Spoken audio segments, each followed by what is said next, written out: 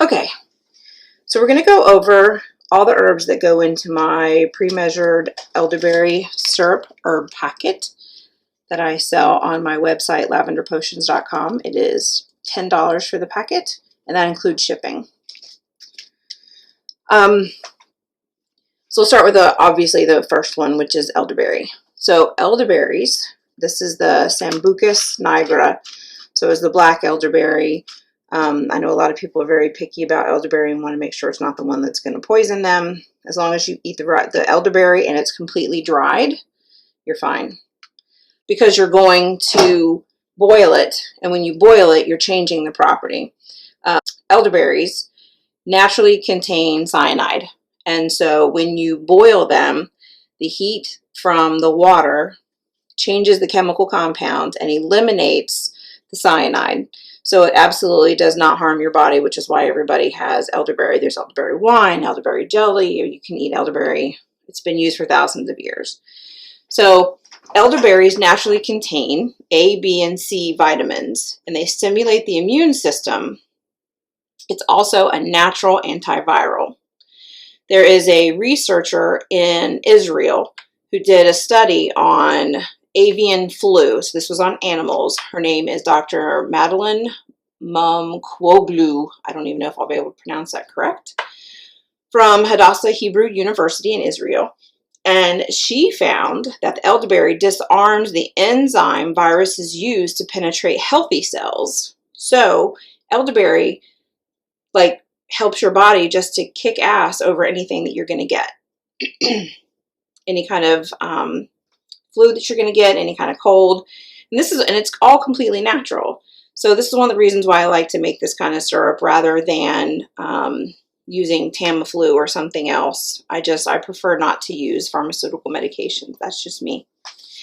So if you have chickens, which I do, you can feed them elderberries. So the next thing is we have rose hips. Rose hips are another wonderful addition to the vitamin C team, and they're going to help your natural immune system to fight cold and flus as well. The other thing we have are cloves. And cloves they have almost no calorie to them, and they have fiber, manganese, vitamin K, and vitamin C. So cloves have antimicrobial properties. So they're in there killing bacteria. So this is going to work for antiviral, antibacterial. It's a beautiful thing. We also have ginger root, and ginger is high in gingerol, which is a substance that's a powerful, powerful anti-inflammatory and antioxidant. All of these things you can look up on Google or anywhere else, and you're going to find all the same kind of information. So ginger is also really good for nausea. And this is why so many people automatically drink ginger ale when they're sick, because it helps curb the nausea. And if you have the flu or if you have a cold, you are automatically feeling nauseous.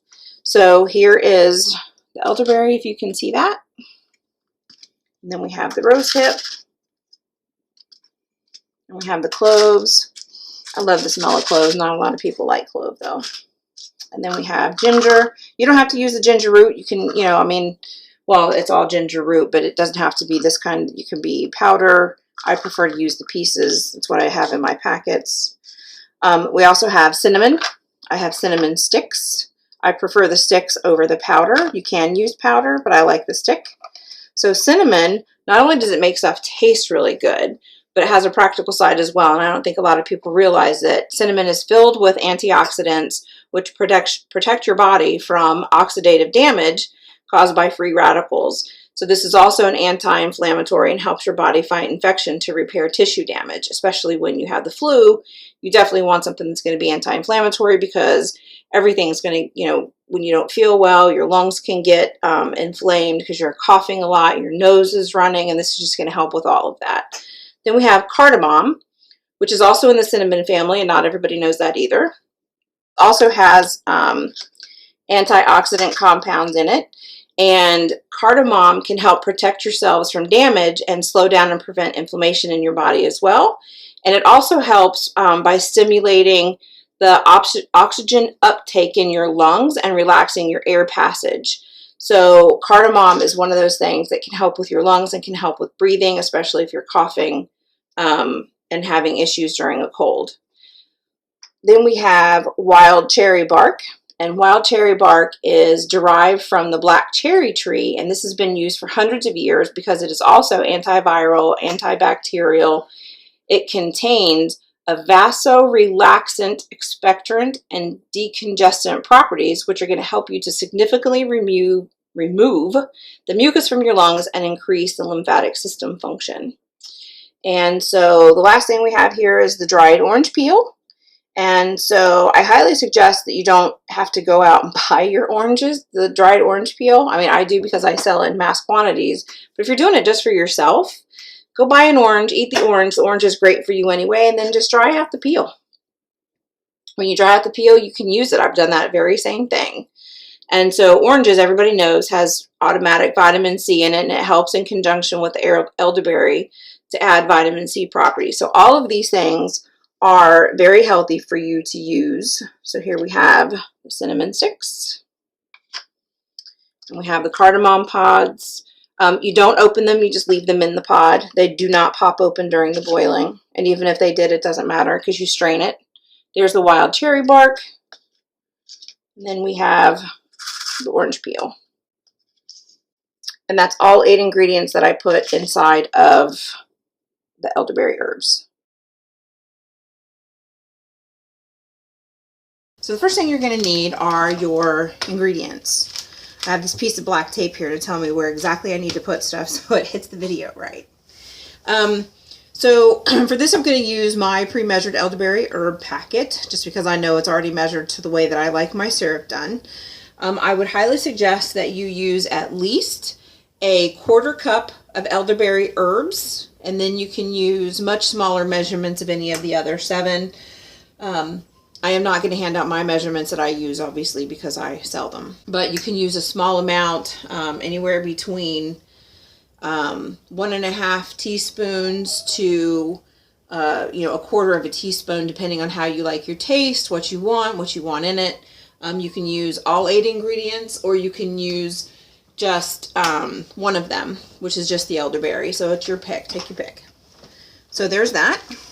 You're going to need some measuring implements, and these are Chef's brand tablespoons, measuring spoons that my daughter got me for Christmas a couple years ago.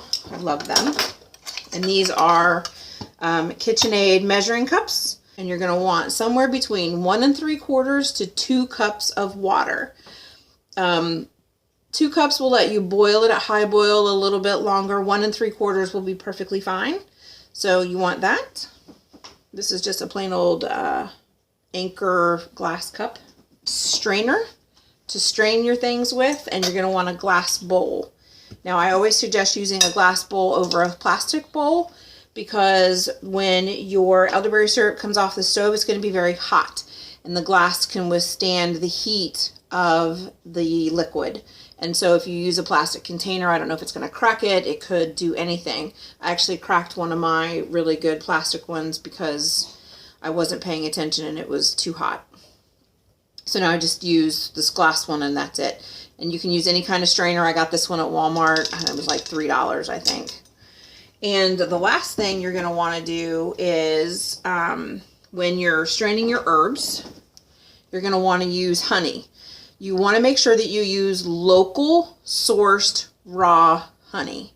If for some reason you cannot get locally sourced raw honey, then you can get honey from your grocery store. We highly suggest that you use raw honey from locally sourced, because it contains all of the allergens known to your area.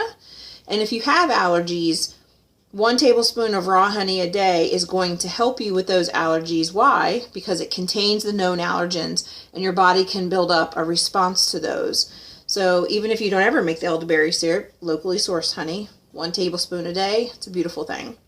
So for this elderberry syrup, my recipe calls that you use anywhere between 1/4 of a cup to 1/2 cup, depending on how sweet you like your things. You can make this with sugar rather than honey. My family likes it with the honey. However, the tea that I make, they like that much better with sugar than with the honey. So, because you can use this same packet to make elderberry tea, you would use 10 cups of water and however much sugar you want. I think I put in a half a cup of sugar with 10 cups of water. Boil the herbs, strain it, put it in the, let it cool down, and then I put it in a container and put it in the refrigerator, and we use that as tea. So there's your honey. And then the last thing you're going to want is a container to put it in. Now I just use, these are ball mason jars. You can use anything that you want.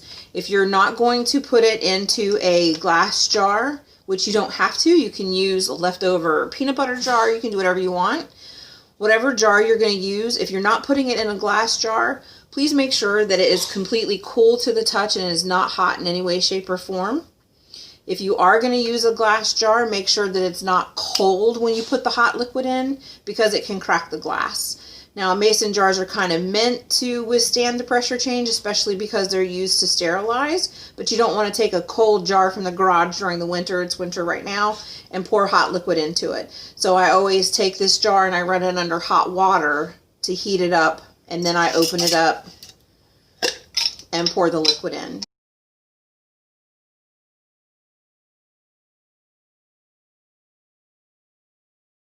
Okay, so now we're going to start with making the actual syrup. So we have our pot on the stove. We're going to turn it up on high. We're going to put it on high and pour in the water. And then we're going to wait until it comes to a rolling boil.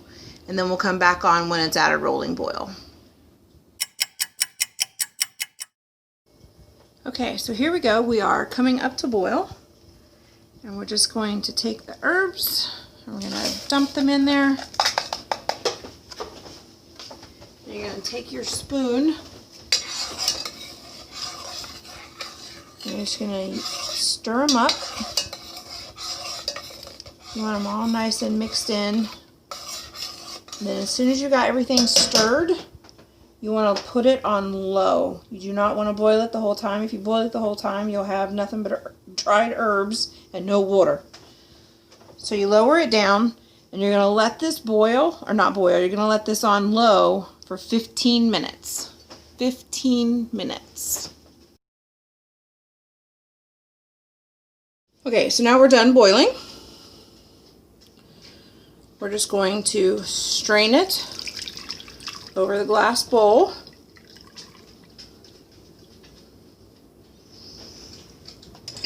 And you can use your spoon to get all the herbs out so that you're basically empty. You can set that to the side. And then you're going to use your spoon to smash down the herbs so that you can strain them and get out all the water. And then when you're done, you can compost your herbs. That's what we do. Now you can do one of two things. Whoops. You can do one of two things. You can either put your honey in right away, and for the video I'm going to put it in right away so that it melts easy, especially when it's when the honey is raw and it has sugared like this. It's perfectly fine, but it melts easier when it's hot. And then you just stir it up.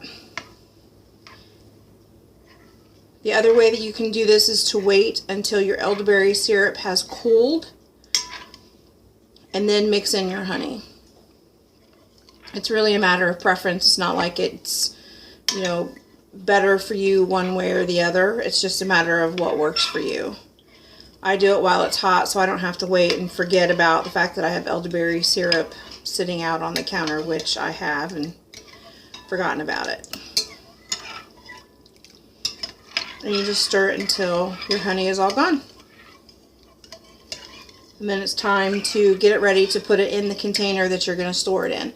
The one thing that I want to say is whatever you're going to store your elderberry syrup in, it's best if you use glass, and that whatever glass you're going to use, that you have rinsed it under hot water first.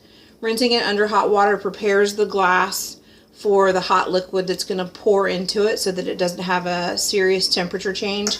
Most mason jars will be fine for that, but I do it anyway just in case. Besides, you also want to make sure that it's clean and there's nothing else in there.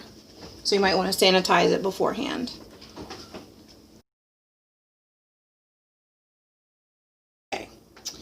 So the last tool that I forgot to mention earlier in the video is you're going to need a container in order to put your elderberry syrup in. I use a mason jar because that's what I am more comfortable with. And so you can just take it and you pour it in. And inevitably, I always make a mess. So I am not going to cut this out of the video because this is just what I do every time. So I just lift it up, put it underneath, and that's how I make my elderberry syrup. And then I put a lid on top, and it never lasts longer in my house than 30 days, so I don't have to worry about putting an expiration date on it. But literally, that's it. That's all there is to it. Clean up your mess, and you're left with beautiful elderberry syrup, ready to go.